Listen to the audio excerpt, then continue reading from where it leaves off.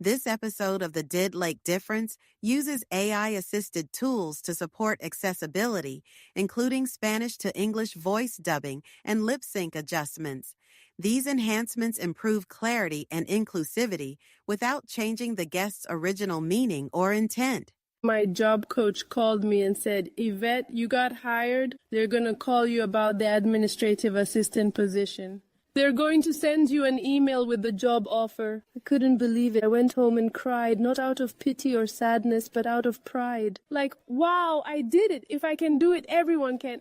This is The Did Lake Difference, the show all about creating and promoting opportunities for people with disabilities. Each episode will bring you expert insights and relatable topics that ignite meaningful conversations and inspire change within our communities.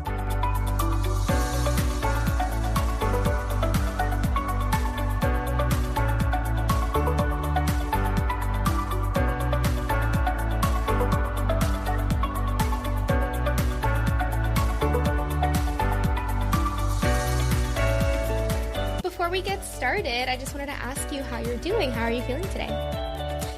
It's like having mixed emotions. I don't really know how to explain it. Curious, proud at the same time, but also scared because this is not something common. Yeah. What scares you the most, do you think?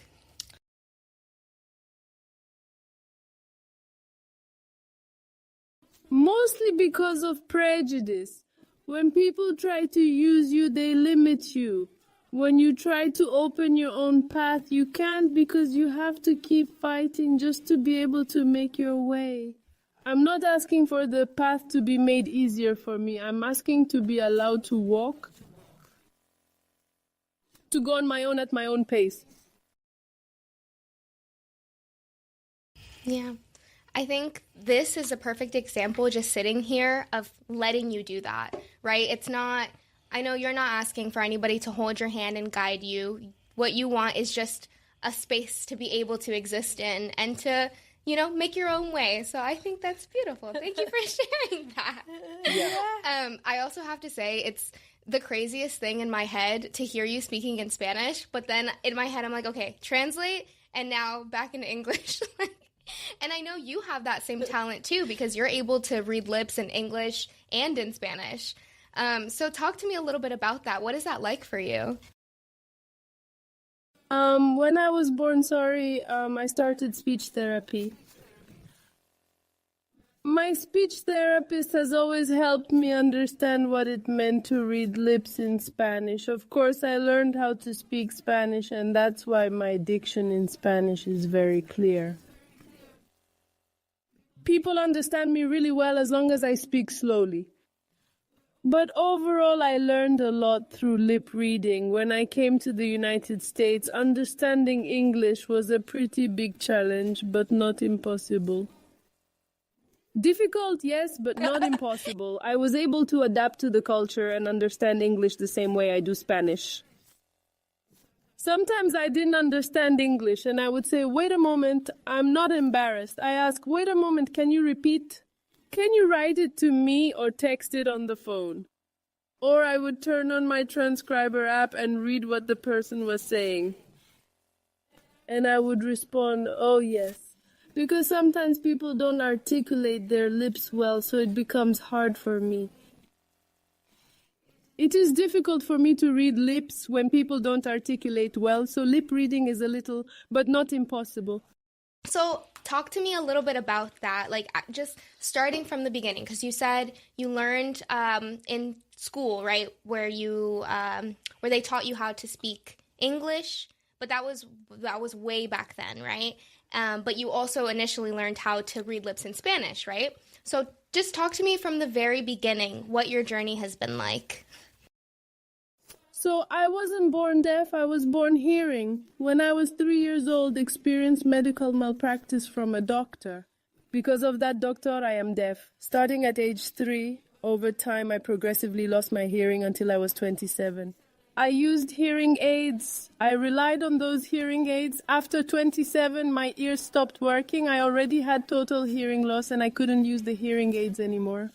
So in school, when I was in elementary school, I was living in Maracaibo, and that's where I learned how to read lips. I was studying English through the school as a special activity you paid for, an extracurricular activity, and it was an elective subject. I chose to learn English. My parents would tell me, you have to learn something different, something that can help your future. And my parents were the best. They would tell me, you need to start thinking about your future. Don't think about others. Think about yourself.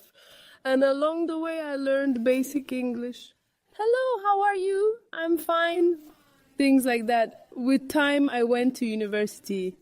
That's how I learned. That's how I studied. And that's how I went to work with my disability. Over time, I kept progressing, improving my lip reading, my writing, my skills, all of those things. Now I have one less sense, but I have more abilities. They gave me many tools, and I take advantage of everything. Every tool they give me, I use it, I learn it, I study it. Yeah.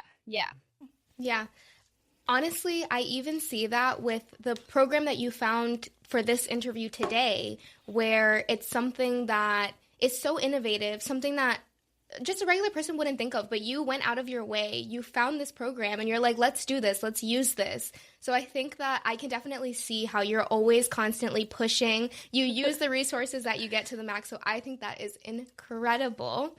And so you said that your parents told you when you were learning to speak, or when they told you to take English, they wanted you to set yourself up for a better future, right? So was your plan always to end up in the U.S., or what kind of,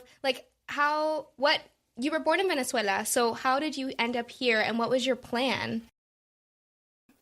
No, it wasn't my plan. My plan was to keep growing, to keep studying, to do my postgraduate studies. I wanted to be big in the sense that I wanted a dignified life where I could provide for my family. I came to the United States in 2015. I had the opportunity to adapt. It was a little difficult, but even though it was different, I kept going and kept growing until I finally found Did Lake. It was like, this is my opportunity, this is my door, that is the door I'm going to knock on. I love that so much. And so you came here, and what were you doing for work? How did you end up from where you were then to at Did Lake today? I was working in a supermarket putting prices on products. Yes, it was basic. It was part-time, 4 hours, and that was it. I wanted a full-time job. I wanted a job that would allow me to support my son, my mom, and all of that.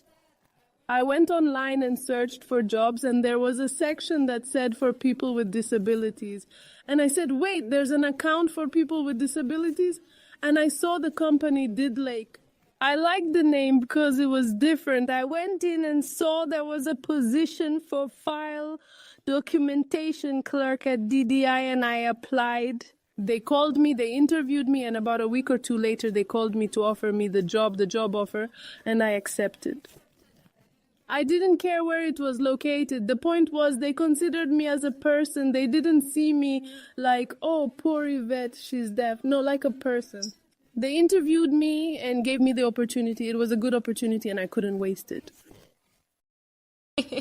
That's where you were working. But now you work as an administrative assistant for SGE, which is a department in Did Lake. So tell me about that transition. How did you end up working for SGE?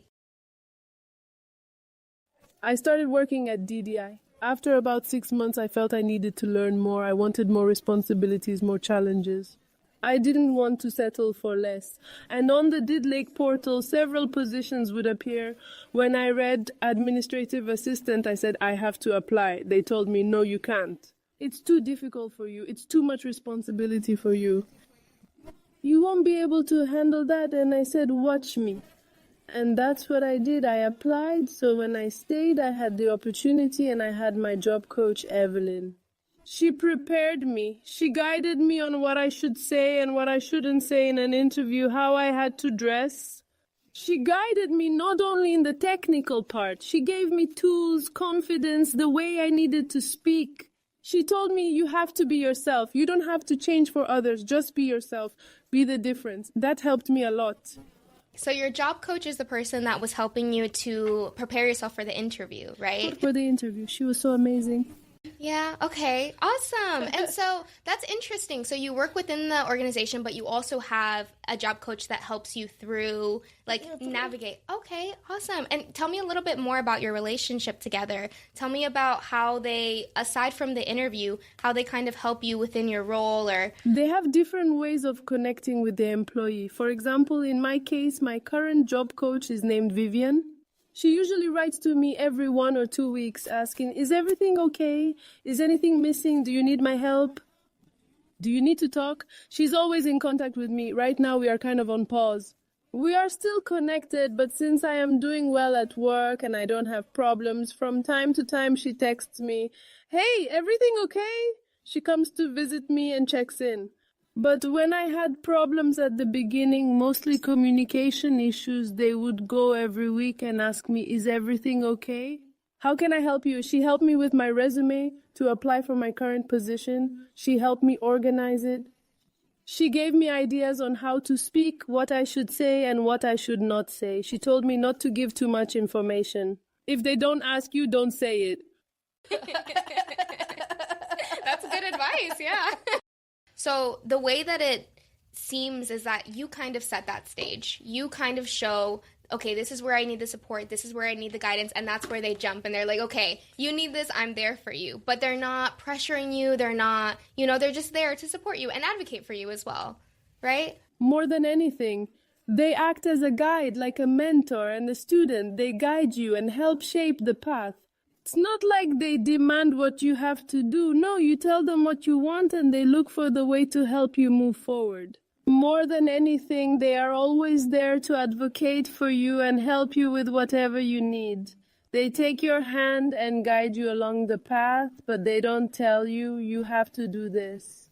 No. What I liked most about their dynamic is that they respect who you are. They give you the opportunity to keep your own essence. That's awesome. Yes, I think for any human being, maintaining your personal autonomy is so important. So the fact that Did Lake job coaches let you do that, I think is amazing. So I want to go back to what you were saying a little bit and kind of touch on the initial point that you made that people were telling you that when you saw the Did Lake job opening, you couldn't do it. It was too difficult for you. I want to talk to you a little bit about that. I want to hear what that was like for you. What is it like when people have these misconceptions or these ideas that a person with a disability can't do something?